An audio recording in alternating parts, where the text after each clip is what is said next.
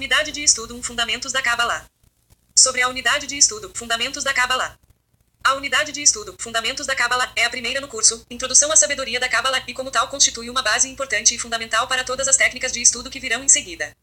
Devido à sua importância, dedicamos mais atenção à ordem dos materiais e nos asseguramos de apresentá-los da forma mais clara e simples possível. A unidade se divide em 3 partes. O que é a sabedoria da Cábala, do que trata, e quem pode dedicar-se a ela. Percepção da realidade, formas de descobrir a realidade espiritual. Língua dos ramos, língua da Cábala, apresentação dos escritos dos cabalistas. Os objetivos de esta unidade são: esclarecer do que se trata a sabedoria da Cábala. Eliminar preconceitos relacionados com o estudo desta sabedoria. Familiarizar-se com a linguagem cabalística. Transmitir a atitude correta para o estudo da Cábala.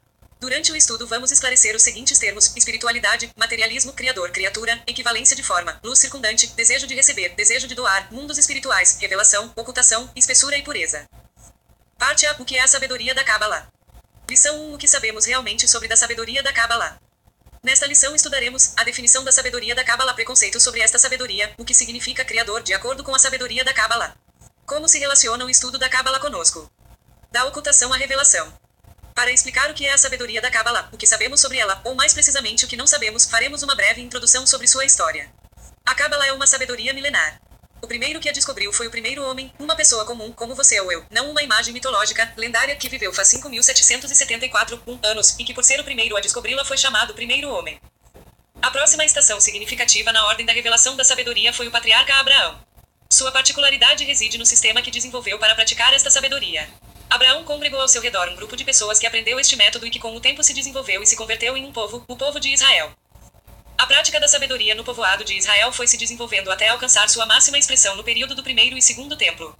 E então, com a destruição do segundo templo, se interrompe de maneira repentina a prática da sabedoria. Esta foi oculta durante 2000 anos, e somente alguns poucos escolhidos a estudavam. Quando finalizarmos o estudo desta unidade, investigaremos a história da sabedoria da Cábala e os motivos de sua ocultação e revelação. Agora, nosso objetivo é compreender do que trata a sabedoria da Cábala e o que realmente sabemos sobre ela. Por esta razão optamos precisamente por ressaltar no início que a Cábala é revelada hoje em dia depois de estar oculta durante 2000 anos, porque nessa época, foram tecidos ao seu redor muitíssimos rumores e preconceitos relacionados ao seu fundamento e também a permissão de estudá-la. Acontece que são muitos os que acreditam saber o que a sabedoria da Cábala trata, mas na realidade, são poucos os que sabem. Por exemplo, aqui temos um detalhe breve de algumas das opiniões referentes à sabedoria da Cábala. É mística judaica, trata de talismãs e bênçãos, está relacionada com a parapsicologia, fitinhas vermelhas, seu estudo é proibido antes dos 40 anos, é possível enlouquecer ao estudá-la, é destinada apenas aos escolhidos, etc. Como dissemos, todas as opiniões nesta lista de supermercado que descrevemos acima, e muitos outros preconceitos que omitimos, são incorretas. Todos os preconceitos sobre o estudo da sabedoria da Cábala são o resultado de 2000 anos de ocultação premeditada. Portanto, o primeiro passo a seguir para estudá-la é eliminar esse preconceito que existe sobre ela, enquanto vamos determinar exatamente do que ela trata. Então, o que é a sabedoria da Cábala?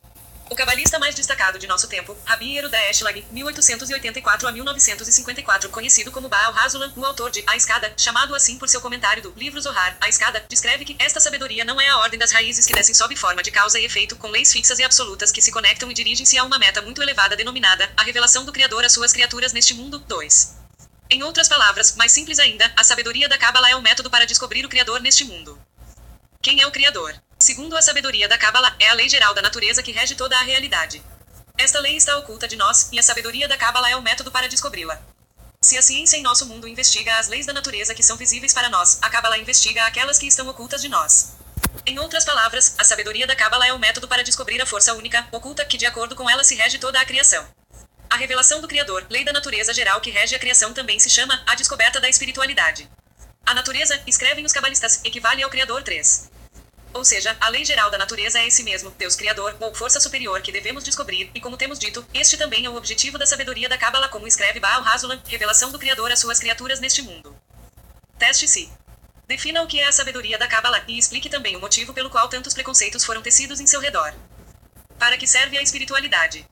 Para que necessitamos da revelação da espiritualidade? Não está bom tudo o que vemos. Se a realidade cotidiana fosse clara e compreensível, talvez fosse suficiente, mas ela também nos apresenta muitas dificuldades. Vejamos as soluções e depois nos ocuparemos da espiritualidade. A questão reside na ordem.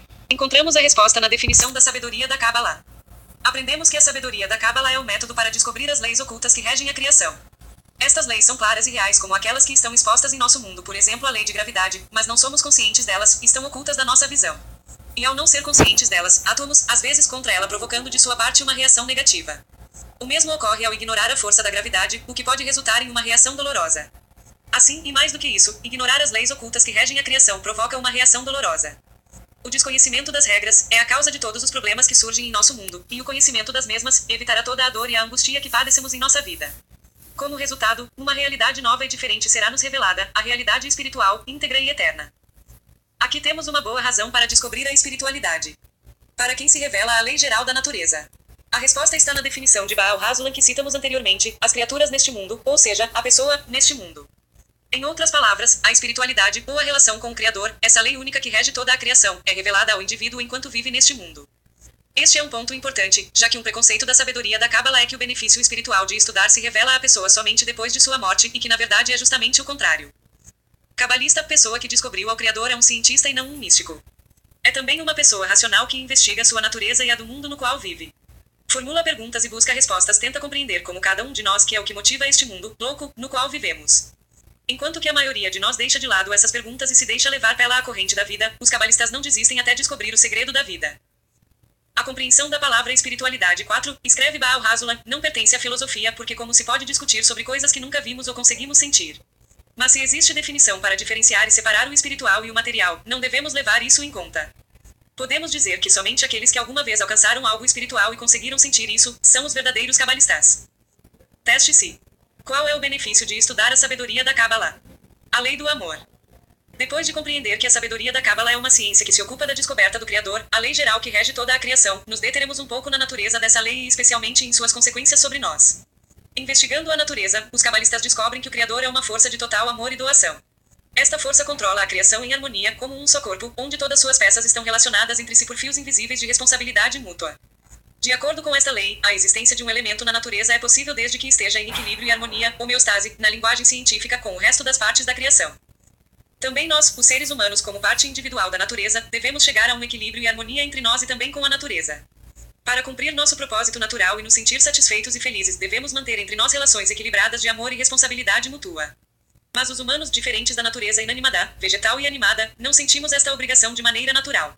Está oculta para nós. E como não conseguimos sentir a lei de equilíbrio da natureza como uma força obrigatória, atuamos de maneira totalmente oposta a ela. Mas não saber que a lei existe, não lhe exime do castigo.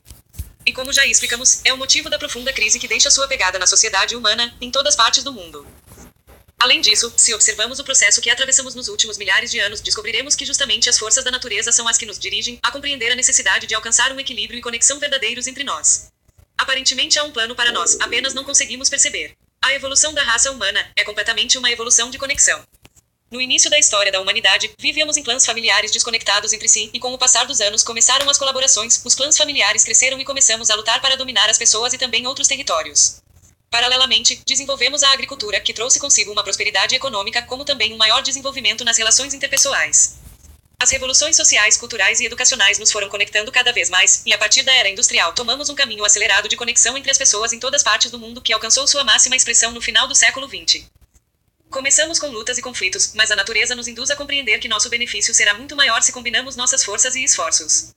Assim, de maneira natural nos convertemos em uma sociedade global como um único corpo humano que depende da cooperação mútua entre seus diferentes órgãos. A legalidade que está na base de todo desenvolvimento natural, agiu e continua agindo para que nos conectemos mutuamente através de milhares de laços. Se em décadas atrás podíamos viver isolados, hoje em dia, já é praticamente impossível. Globalização não é apenas uma palavra bonita. A globalização reflete o desenvolvimento natural interminável e nos empurra para uma vida na qual cada célula e cada órgão, ou cada pessoa e cada país, viverão bem apenas se colaborarem e se preocuparem pelo bem geral. Não obstante, se optarmos por nos opor à natureza e viver nossas vidas isolados dos demais, acontecerá conosco o que acontece quando um órgão determinado em seu interior decide diferenciar-se ou desconectar-se dos demais, se desenvolve um tumor cancerígeno. E é isto exatamente o que acontece hoje em dia com a sociedade humana. Estamos conectados mutuamente, é verdade, mas também nos exploramos mutuamente e nos preocupamos apenas com nossas próprias coisas, algo totalmente oposto à lei de equilíbrio da natureza. E portanto todos sofremos. Ao contrário dos outros elementos da natureza, o essencial para nossa convivência, que são os laços de responsabilidade mútua, está oculto de nossos olhos. Podemos compreender a necessidade de esses laços, mas não conseguimos colocá-los em prática. A lei de equilíbrio da natureza permanece oculta dos nossos olhos em um sentido muito mais profundo que um reconhecimento intelectual. Algo muito profundo, natural e radical dentro de nós nos impede. Ampliaremos sobre os motivos desta ocultação na continuação desta unidade de estudo. Se não decidirmos seriamente que devemos nos conectar, não alcançaremos segurança nem tranquilidade. Os cabalistas explicam que se não começarmos a educar a todas as pessoas do mundo a considerar a natureza que nos faz avançar para um desenvolvimento de conexão real entre corações, e seguirmos concentrando-nos apenas em nosso benefício pessoal, as crises aumentarão e nunca conseguiremos construir uma sociedade feliz. A chave reside no desejo de descobrir em nossas relações essa força natural que permanece escondida, a força de conexão, a doação e o amor, o Criador. E o método para descobrir o Criador é a sabedoria da Kabbalah. Teste-se. Do que depende a existência de cada um dos detalhes da criação, incluindo o ser humano. Resumo da lição. Pontos principais. A sabedoria da Kabbalah se revela hoje em dia depois de 2000 anos de ocultação premeditada, e é por isso que existem tantos preconceitos e são muito poucas as pessoas que realmente sabem do que se trata. A sabedoria da Kabbalah é o método de revelação do Criador às suas criaturas. Na sabedoria da Kabbalah, se chama Criador a lei geral que rege toda a realidade. Esta lei está oculta para nós. Todo o sofrimento do mundo ocorre por não atuar segundo a lei geral da criação. Descobrir o Criador nos poupará todo o sofrimento e nos mostrará uma realidade diferente, espiritual, eterna e completa. O Criador é uma força de total amor e doação que dirige a criação em harmonia, como um só corpo, onde todas suas partes estão relacionadas por fios invisíveis de dependência mútua. Termos e cabalistas. Sabedoria da Kabbalah, método de revelação do Criador às suas criaturas neste mundo. Criador, a lei geral da criação. Criador, do hebraico, boré, o igual a venha e ré igual a veja. Destaca o fato de que a sabedoria da Kabbalah fala do Criador de acordo com a maneira que a pessoa o consegue perceber e não como ele é. Cabalista, a pessoa que descobriu o Criador. Primeiro homem, cabalista. O primeiro homem sobre a terra que descobriu o Criador. O patriarca Abraão, cabalista. O primeiro em desenvolver o método para descobrir o Criador. Baal Hasulam, Rabi Yehuda Eshlag. Um dos grandes cabalistas do século XX e de todos os tempos. Perguntas e respostas. Pergunta: o que é a sabedoria da Kabbalah e por que tantos preconceitos foram criados em referência a ela? Resposta: a sabedoria da Kabbalah é o método mediante o qual o Criador se revela às suas criaturas neste mundo. Por ter estado oculta durante milhares de anos, formou-se em seu entorno muitos preconceitos. Pergunta: qual é o benefício de estudar Kabbalah?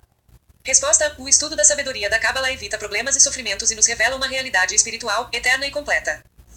Pergunta: de que depende a existência de cada um dos detalhes da criação, incluindo o ser humano? Resposta: a existência depende do equilíbrio e harmonia com as outras partes da criação.